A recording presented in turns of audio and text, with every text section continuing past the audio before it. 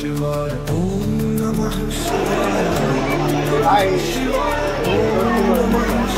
नमस्कार मंडळी, कसे आहात सगळे? संगीता कोठारी यूट्यूब चॅनल मध्ये तुमच्या सगळ्यांचं स्वागत आहे। आणि हे पहा, हे सगळे ना कार्यकारी मंडळ आहे ज्यांनी इथे हर हर महादेव, कारण इथे हजारो भाविक भक्त येतात या मंदिरामध्ये आणि खूप प्रसिद्ध मंदिर आहे हे। तर मी आज मंदिराविषयी इथे माहिती घेणार आहे, कारण एवढं प्रसिद्ध मंदिर आहे। मी एवढी गर्दी पाहिली इथे, खूप गर्दी पाहिली आणि इथलचं नियोजन तर असलं भारी नियोजन आहे इथे, कारण एवढी गर्दी असून सुद्धा एवढं नियोजनबद्ध आणि शिस्तबद्ध कार्यक्रम इथे होता की महादेव पण प्रसन्न झाले असतील।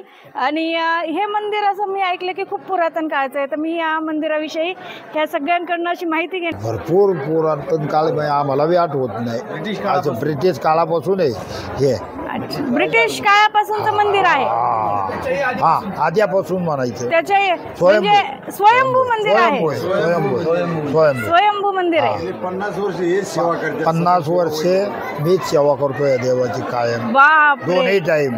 अरे वा, मस्त पहिलं दोन टाइम डोक्यावर पाणी आणून मंदिराला पाणी घातलेलं, सगळी व्यवस्था केलेली। अरे बापरे, सेवा करतात त्यांनी देव जागा केलेला आहे। हा अच्छा, साधं माही छत सुद्धा नव्हता याच्यावरती, उघड्यावरती पूर्ण स्वयंभू पिंड होती ती, उघड्यावरती खडकाव। तेव्हापासून तुमची भक्ती आहे या मंदिरावर आणि तुम्ही मनोभावे इथे पूजा अर्चना केलेली आहे। कारण आपण काय करतो, खूप मोठे मोठे मंदिर पाहतो तर तिकडेच पळतो, बरोबर, पण छोट्या मंदिरातून तुम्ही भक्ती निर्माण करून आज एवढं मोठं वैभव तयार आणून सोडले। हा, एवढं आज तुमच्या एका भक्तीने आज हजारो भाविक इथे येत आहेत। आणि हे मी म्हणते ना, जागृत मंदिर झाले, जागृत देवस्थान झालेलं आहे। स्टार्टिंगला 1.25 किलोचा प्रसाद केला, प्रसाद करीत होतो। 1.25 किलोचा प्रसाद करून ते आतापर्यंत त्यावेळेला खपत नव्हता, आता हजारो आणि कधी अन्नदान कमी पडत नाही, हा, ते लय विशेष आहे। आजही अन्नदान पूर्ण आहे, पूर्ण आज बी। अरे वा, 2 दिवस हा, प्रत्येक श्रावण महिन्यात बी, प्रत्येक महिन्यात असा कार्यक्रम असतो। श्रावण सोमवारी प्रत्येक 4 येऊ 5 येऊ हे सगळे कार्यक्रम श्रावण महिन्यामध्ये पण इथे यात्रेचं स्वरूप असतं। आणि एक वैशिष्ट्य आहे इथं, जे लोक येतात ना, अहो हे सुद्धा त्याचा सहभाग, म्हणजे आम्ही इथं कुणाला मोठेपणा देत, सगळ्यांनी स्वतःचा कार्यक्रम असताना हे काम करतात, हे विशेष आहे। सेवा करणं हे महत्वाचं आहे। आणि खूप छान आहे बरं का, जे असं सोहळा पाहिला ना तो खूप छान आहे। आणि मी पण संध्याकाळी इथे, आणि स्वयंभू मंदिर आहे, कारण हे म्हणतात स्वतःच असून काम करतात, मग अशा पद्धती सगळी स्वइच्छाने, कोणाला आग्रह करायची गरज नाही, हा सांगायची गरजच लागत नाही इथं, अशी पद्धती मंडळ वगैरे काहीच नाही, काही नाही, उपाध्यक्ष, हा असं सगळे। तुम्ही जरी आले, तुम्ही म्हणणार आपला स्वतःचाच कार्यक्रम आहे, अशा पद्धतीत करतात। इकडे सगळे अध्यक्ष आहेत, काही नाही, सगळेच आहेत इथे, प्रत्येक जण अध्यक्ष, प्रत्येक जण विश्वस्त, प्रत्येक जण, कारण हे आपल्या सगळ्यांचंच मंदिर आहे। आणि मी तुम्हाला खरंच सांगते ना की किती पण लांबून एकदा इथे दर्शन करायला या, तुम्हाला एवढं समाधान वाटेल, इथे खूप समाधान वाटेल।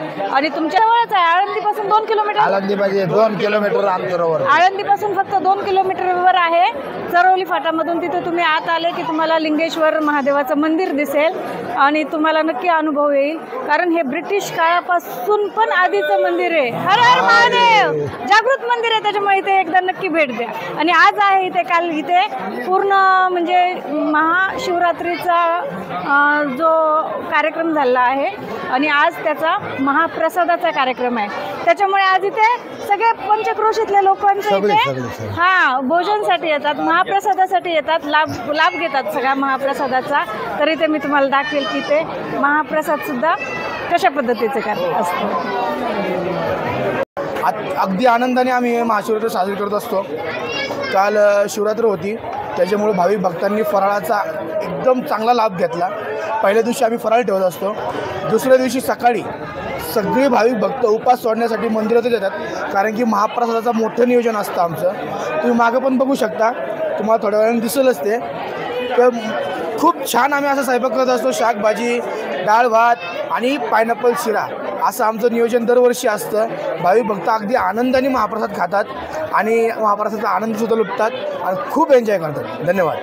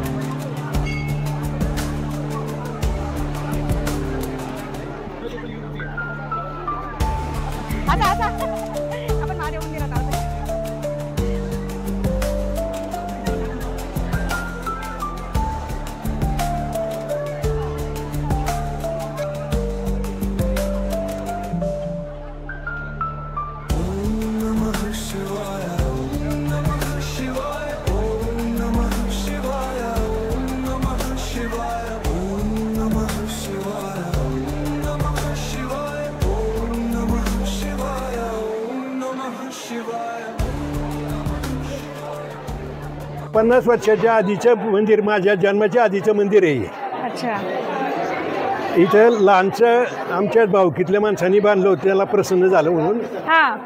त्यांनी लहानचं बांधलं. नंतर त्याचं थोडं थोडं जीर्णोद्धार करता करता मग गावची लोक इथं आम्ही इथं गुरवत होतो. परंतु याचा उत्सव असला की गावातून लोक रात्री भजनाला यायची, भंडाऱ्याकरता थोडं थोडं कढई सरपान घेऊन इथं पूर्वी सुरू करायची. ती प्रथा चालता चालता चालता मग कालांतरी आता 15 वर्षानंतर ही नवीन ज्या आले ना तरुण, त्यांनी जीर्णोद्धार केला मंदिराचा. नंतर पुन्हा काही लोकांनी आता ह्या मंडळींनी आणखीन जास्त प्रोत्साहन देऊन एकदम उंच प्रतीचं देवाला हे केले आणि देवाची सेवा यांच्यावर झाली. हो, कारण हे मंदिर आहे ना, मी म्हणलं ना, सगळ्यांना प्रसन्न होत आहे, सगळ्यांच्या इच्छा पूर्ण करत आहे. स्वयंभू आहे, स्वयंभू आहे मंदिर. कारण याचं नाव लौकिक बघा आता खूप वाढलेलं आहे. माणूस इथं येईल तो हे मंदिर सोडून परत येणारच नाही. कारण खूप महत्वाचा इथे असा परिसर आहे ना, पॉझिटिव्ह झालाय पूर्ण. जो या निसर्गरम्य वातावरण असल्यामुळे हा परिसरामध्ये छान असतं. जो या परिसरामध्ये येतो तो असा एकदम रिलॅक्स होऊन जातो. शेड बांधलं सर. पूर्वी जंगलच होते, जंगल आणि दुष्काळात तळ होतं इथं. पत्र्याचं मंदिर छोटं दगडावर होतं सगळं, पूर्ण डोंगरात होतं. तर हे मंदिर आहे ना, इथे पूर्ण असं डोंगरात होतं. दगड होते सगळ्या बाजूने, खूप दगड वगैरे होते, नुसतं डोंगर होतं, इथे काहीच नव्हतं. पण आज जर तुम्ही इथं येऊन पाहिलं तर इथे एवढं सुंदर वातावरण झालं सगळं. आणि महादेवाचीच कृपा असेल मी म्हणते. आणि ज्यांनी पण इथे महादेवाची सेवा केलेली आहे किंवा ज्यांनी दर्शन घेतलेत तर त्यांना खूप लवकर महादेव प्रसन्न झाला आहे असं इथे प्रत्येकजण म्हणत आहेत की लगेच इथलचं महादेव पावतो. आणि हा पावणारा जो महादेव आहे लिंगेश्वर महादेव, तर याची कृपा आपल्या सगळ्यांवर अशीच राहो. आणि श्रावण महिन्यात पण इथे यात्रा वगैरे भरते.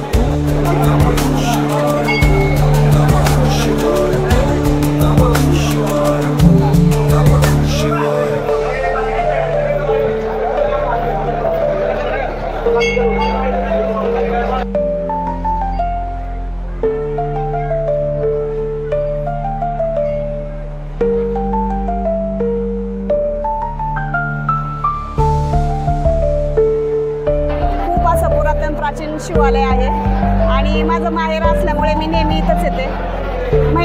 वर्षातून 2 ते 3 वेळा माझा इथं नेहमी अभिषेक होतो. एवढं प्रसन्न वाटतं. हळूहळू या मंदिराची नावलौकिकता वाढत गेली. थोडं थोडं करून आज हे एवढं मोठं, खूप मोठं असं हे तयार झालेलं आहे.